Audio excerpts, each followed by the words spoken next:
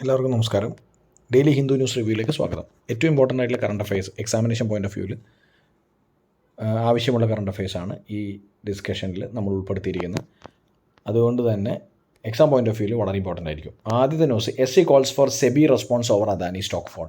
അപ്പോൾ അദാനി ഗ്രൂപ്പിൻ്റെ സ്റ്റോക്സ് താഴെ പോകുന്ന നമുക്ക് എല്ലാവർക്കും അറിയാം. ഹിൻഡൻബർഗ് എന്ന് പറഞ്ഞ റിപ്പോർട്ട് പബ്ലിക്കേഷൻസ് പുറത്തിറക്കിയ ഒരു റിപ്പോർട്ട് പ്രകാരം അദാനി ഗ്രൂപ്പിന് മിസ് അപ്രോപ്രിയേഷൻസ് അക്കൗണ്ടിങ്ങിലുണ്ട് എന്നൊക്കെ പറഞ്ഞിട്ടാണ് കഴിഞ്ഞ ഒരാഴ്ചയായിട്ട് ഈ പറഞ്ഞ അദാനി ഗ്രൂപ്പ്സിൻ്റെ സ്റ്റോക്കുകൾ താഴെ പോകുന്നു. അപ്പോൾ ഈ സാഹചര്യത്തിൽ ഇൻവെസ്റ്റേഴ്സിനെ പ്രൊട്ടക്ട് ചെയ്യുക എന്ന് പറയുന്നത് ഇമ്പോർട്ടൻ്റ് ആയിട്ടുള്ള കാര്യമാണ്. അതിൻ്റെ റെഗുലേറ്റർ എന്ന് പറയുന്നത് സെബിയാണ്. സ്റ്റോക്കുമായി ബന്ധപ്പെട്ട എല്ലാ കാര്യങ്ങളുടെയും റെഗുലേറ്റർ എന്ന് പറയുന്നത് സെബിയാണ്, securities and exchange board of ഇന്ത്യയാണ്. അതുകൊണ്ട് തന്നെ സുപ്രീം കോടതി ഒരു ഇതിൻ്റെ ഫ്രെയിം വർക്കിനെ കുറിച്ച് ആവശ്യപ്പെട്ടിരിക്കുകയാണ് സെബിയോട്. എന്താണ് ഈ നിലവിലത്തെ സാഹചര്യം എന്നുള്ളത്. To protect investors, bench asked the board to submit a note detailing legal and factual aspects of regulatory framework for security market. എന്താണ് ഇങ്ങനൊരു കാര്യം എന്നുള്ളത് ചോദിച്ചിരിക്കുകയാണ് സെബിയോട്. അദാനി ഗ്രൂപ്പ് നമുക്കറിയാം ഈ പറഞ്ഞ വാർത്തകളിൽ നിറഞ്ഞേക്കുകയാണ്. അതുപോലെ തന്നെ സെബിയും. അതുകൊണ്ട് തന്നെ സെബിയെ കുറിച്ചുള്ള ചോദ്യം വരാൻ സാധ്യതയാണ്. സെബി ആക്ട് ഏത് വർഷമാണ്? 1992. സെബി നിലവിൽ വന്നത് 1988. 4 വർഷം കഴിഞ്ഞാണ് ആക്ട് വന്നത്.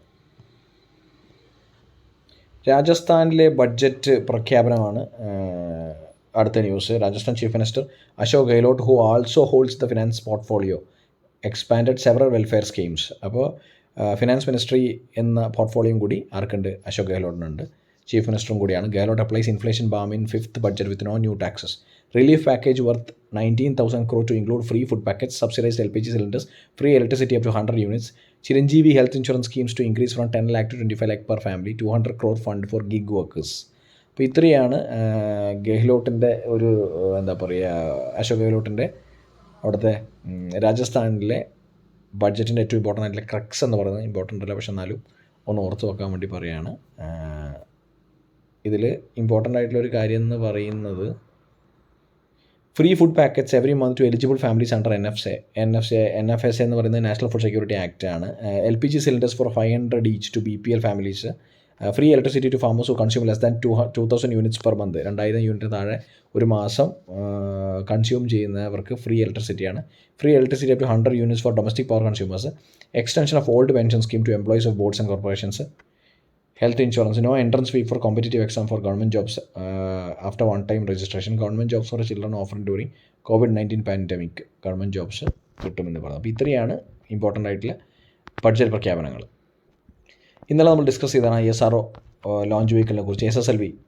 SSLVയുടെ സ്മോൾ സാറ്റലൈറ്റ് ലോഞ്ച് വെഹിക്കിളാണ് ISROയുടെ ഈ പറഞ്ഞ EOS 7 അടക്കമുള്ള എർത്ത് ഒബ്സർവേഷൻ സാറ്റലൈറ്റ് അടക്കമുള്ള ഇമ്പോർട്ടൻ്റ് ആയിട്ടുള്ള സാറ്റലൈറ്റ്സ് വിക്ഷേപിച്ചത് സക്സസ്ഫുള്ളായി എന്ന് പറഞ്ഞു. ISRO successfully launches SSLV D2 satellites put in orbit. EOS important ആയിട്ടുള്ള ഇന്ത്യയുടെ ഒരു സാറ്റലൈറ്റാണ് ഇതുമായി ബന്ധപ്പെട്ടത്. Earth observation satellite 7.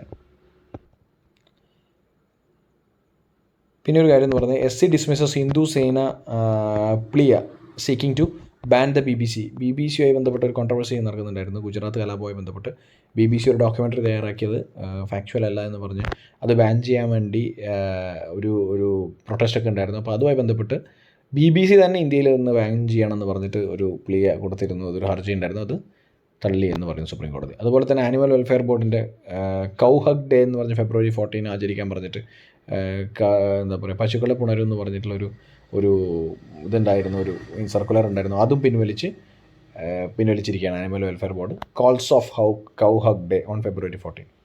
Animal Welfare Board of India has withdrawn on Friday its February 6 appeal, urging people to celebrate February 14 as Cow Hug Day. അത് പിൻവലിച്ചു എന്നാണ് വാർത്ത.